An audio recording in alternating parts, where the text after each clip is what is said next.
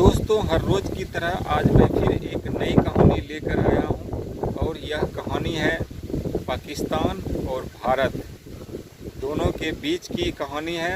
पाकिस्तान की लड़की है और भारत के लड़के हैं। दोनों के बीच हो जाता है प्यार, और प्यार होने के बाद जो है यह प्यार हुआ कैसे, तो ये प्यार हुआ पबजी गेम जो होता है, पबजी गेम खेलने के दौरान ये प्यार होता है। और प्यार हो जाने के बाद पहले पबजी से ही दोनों के बीच गेम खेलने के दौरान ही बातचीत होता था। घंटों तक गेम खेलता था और घंटों तक पबजी के माध्यम से जो बात किया जा रहा था वो बात करता था।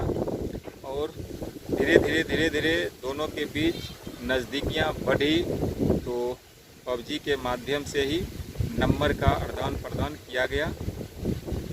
जैसे ही नंबर का आदान प्रदान किया गया तो जो नंबर से बातचीत होना शुरू हो गया, फ़ोन कॉल से बातचीत होना शुरू हो गया। बातचीत होते होते ऐसा ही कुछ दिन चला। कुछ दिन चलने के बाद जो है फिर एक दूसरे से मिलने का समय मांगा।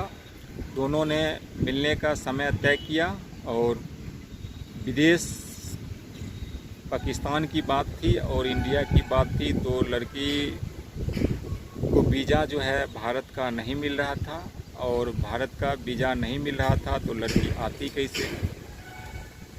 और उसके बाद जो है लड़की क्या की कि नेपाल का वीज़ा लेकर के वो जो है चली आई नेपाल।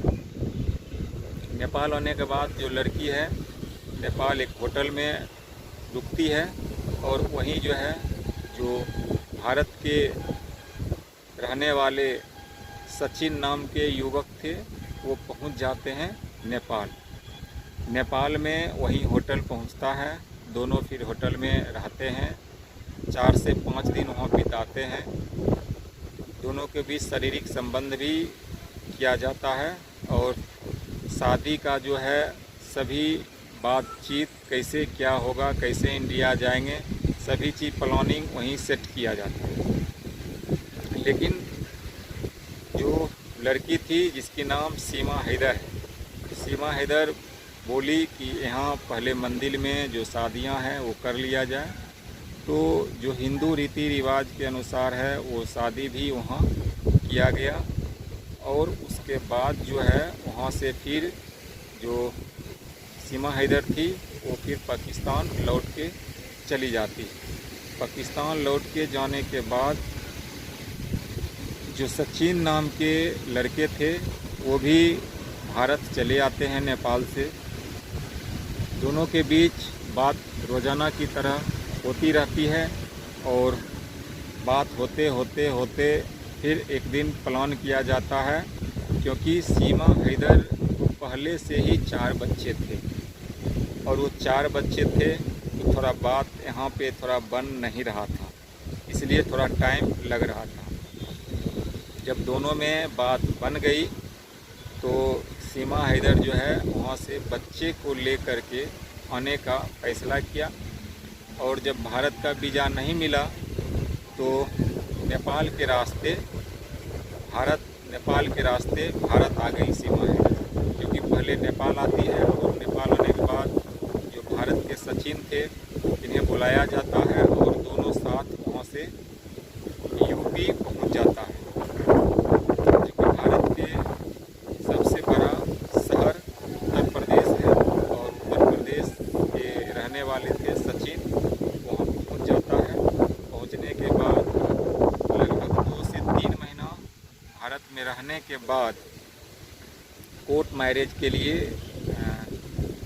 जाया जाता है। दोनों जब कोर्ट मैरिज के लिए जाते हैं, वकील से मिलते हैं, तो वकील विदेशी कागजात देखने के बाद जो है वो कोर्ट मैरिज करने से इनकार कर देते हैं और वो पुलिस को सूचना देते हैं कि ऐसे ऐसे बात है। उसके बाद पुलिस उसे पकड़ लेती है और पूछताछ के लिए पूछताछ का जो प्रक्रिया है उसे किया जाता है। पूछताछ करने के बाद लगातार जो है जो भारत के प्रशासन थे, सेना के लोग थे, एटीएस जो यूपी एटीएस थी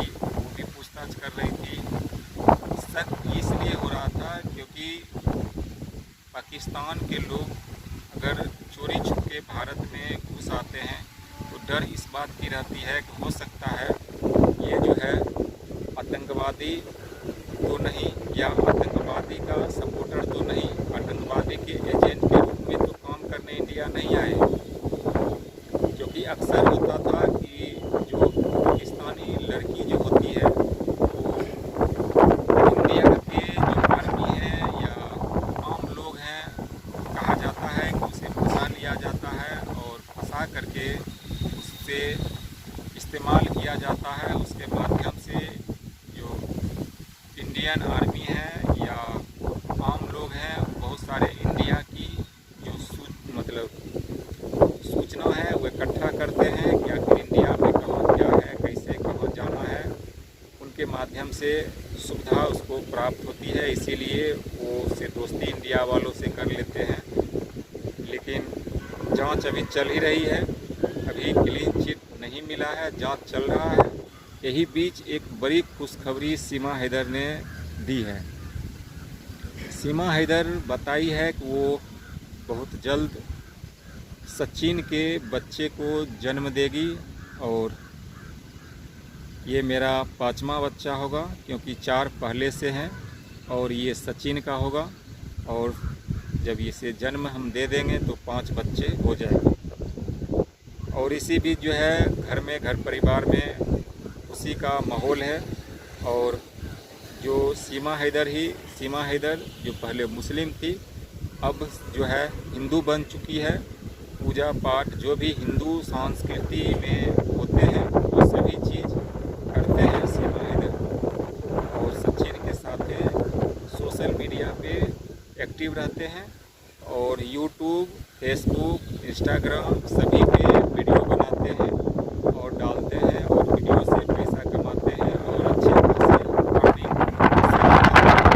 अर्निंग होने के बाद उसी से अपने घर परिवार को चलाते हुए बच्चे को पढ़ाना लिखाना सभी काम उसमें इंक्लूड है और कर रही है।